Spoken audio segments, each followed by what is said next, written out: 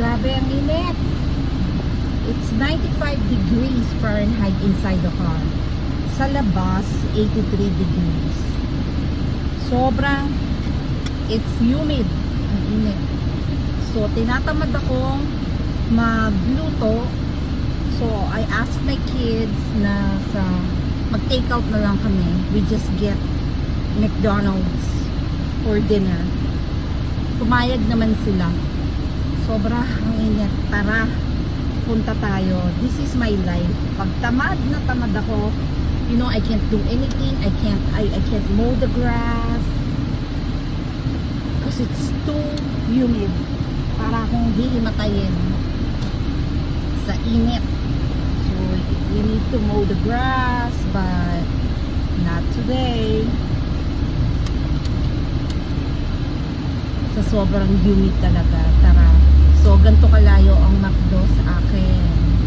Sa bahay namin.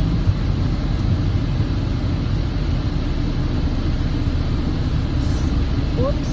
There's a car on my left side. Wala akong ginawa today kung hindi matulog, manood ng Chinese mini dramas, yung soap opera ng Chinese. I like them a lot. I watch them from YouTube.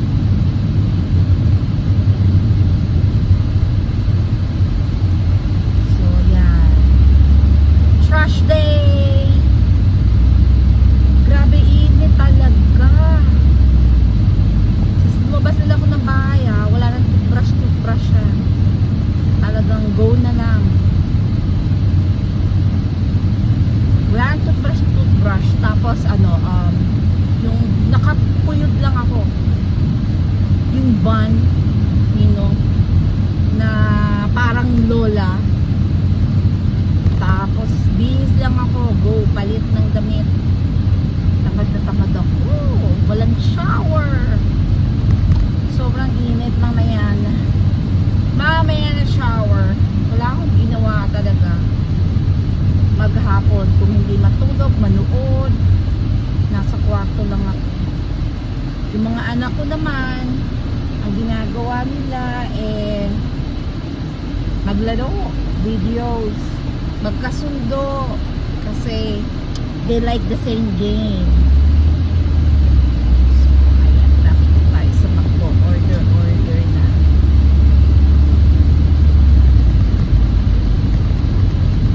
Sa Pilipinas, ganito rin naman ako kasi malapit lang naman ng mga Jollibee. Maka-Jollibee ako nasa Pinas. Jollibee, KFC, Greenwich. Grabe, na-miss ko na. Teka lang. Order tayo.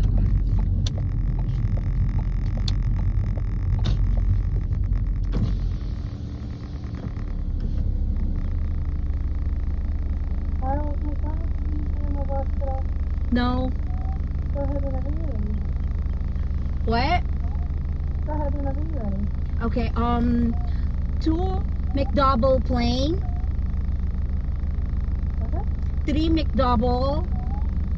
2 large fries.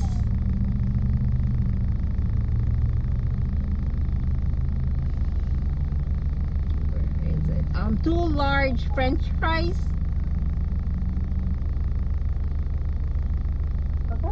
And what is it?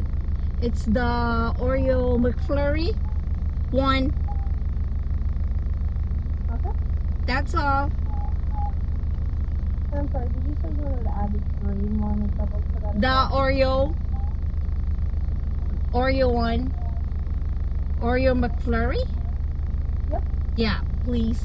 1. Alright, there's one to check here. Alright, thank you. Alright, so it's going to cost you 2014, that's for Sunday. Okay, thanks.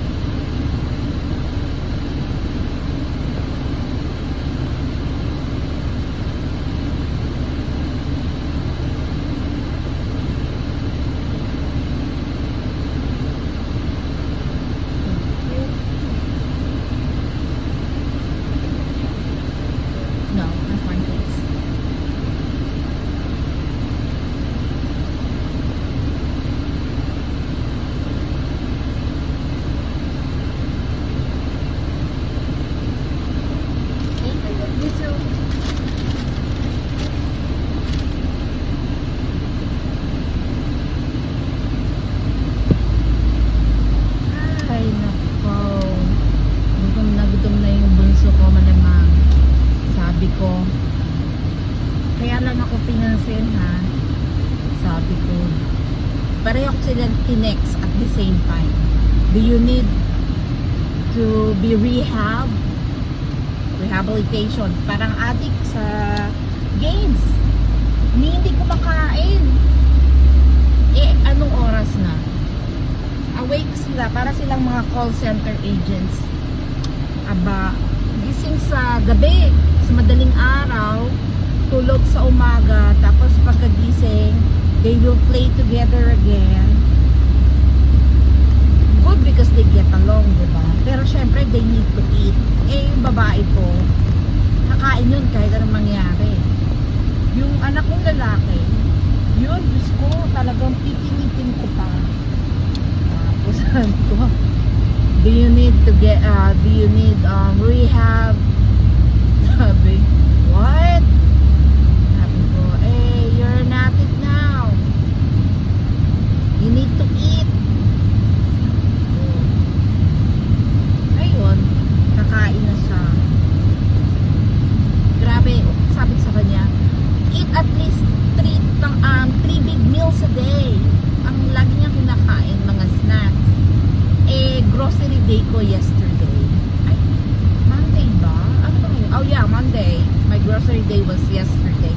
But we celebrated my husband's birthday. So, I was busy. Hindi ako nakabili na. Nagmamadali ako. I went to Walmart. Pero mga inano ko lang, yung mga talagang yung basic needs. So, yung chips nung anak ko, yung snacks nila, hindi ko nabili kasi nagmamadali ako. Eh, ngayon, tamad na tamad nga ako today. As in, tamad na tamad ako today. So, I did not go to store. Wala siyang merienda, wala siyang snacks.